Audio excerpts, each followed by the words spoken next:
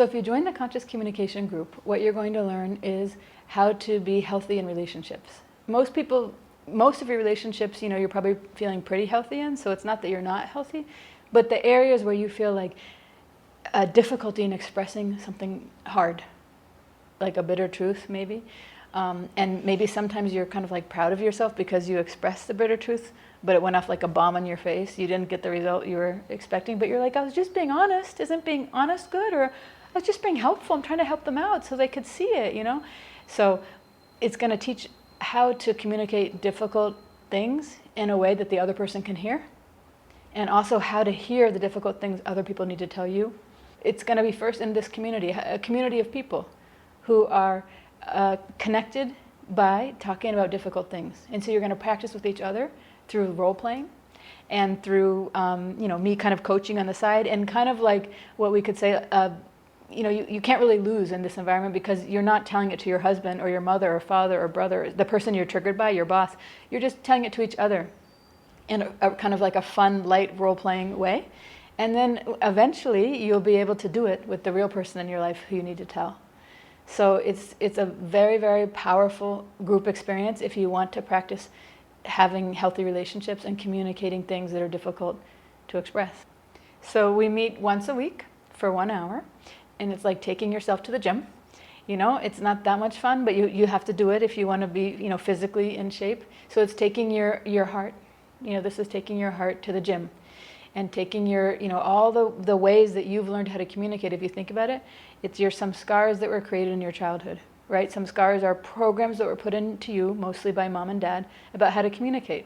And there's very common things we don't even realize that we're doing that are triggering to other people. And then you're like, I wonder why I don't have any friends. Nobody understands me. I don't feel close to anybody.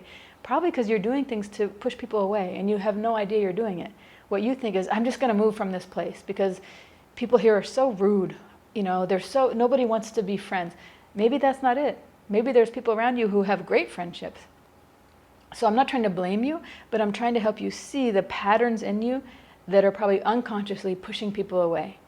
And then when you practice in this group, you're going to see it in other people too and be like, oh my God, he does that thing, and now I realize I do that too, and look at how it looks.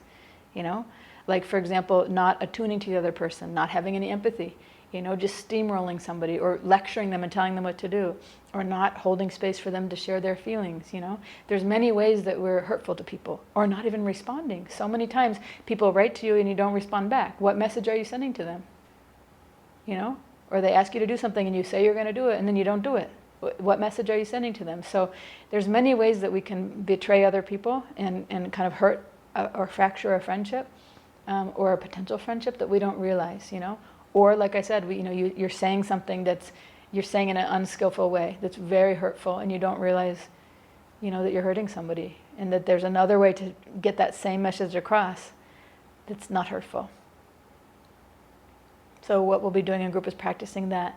You can think of the group as almost a team. You'll have people kind of supporting you throughout it, and depending on how the group evolves, we'll have different roles. But I'm not going to go into that too much yet. And I want to see what happens in the group and how we naturally kind of take shape.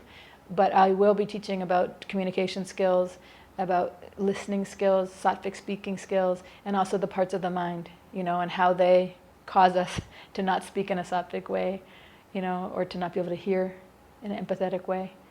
So it's going to be fun, and it's going to be exciting, and it's going to be an adventure, I promise. I'm going to be facilitating the group. From time to time, we're going to have our expert Babaji popping in. He'll play anything from explaining a concept in more depth to being in the role play, either being the person who's your trigger person and he'll act like that person, or being you and modeling how to do it.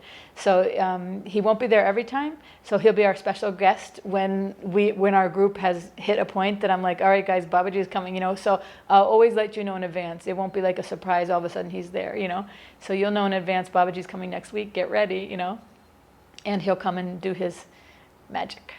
The group is online. We meet online, so people from around the world can join. I would really encourage you, if you're thinking of joining, to come and bring somebody, because if you're learning together, it will go so much deeper. you're going to learn with a bunch of strangers right now. That's how nobody's signed up as two. But I would suggest bringing a family member, a friend, just somebody who like you kind of can have that kind of conversation with and practice together. And then on the weeks, the days in between each meeting, practice with that person. But a real person in your life, not a person who you're like, can we practice together because we're in the group together? That's kind of like training with the training wheels on, the safest way to do it. I'm not saying there's anything wrong with it, but I would suggest inviting somebody who's in your life and you can learn these skills together, whether you're a couple, or your sister, brother, friend, somebody in your life who's into that too. Then we can expand our circle and you'll see what I mean. I'm helping a lot of people individually as couples or as, pairs, duos in session. It'll be like a mother and a daughter, father and a son, or something like that, or a couple. But in a group, if those people all came together, it will be that much more powerful. The more people who come together, you will inspire each other so much. It's a very, very powerful process.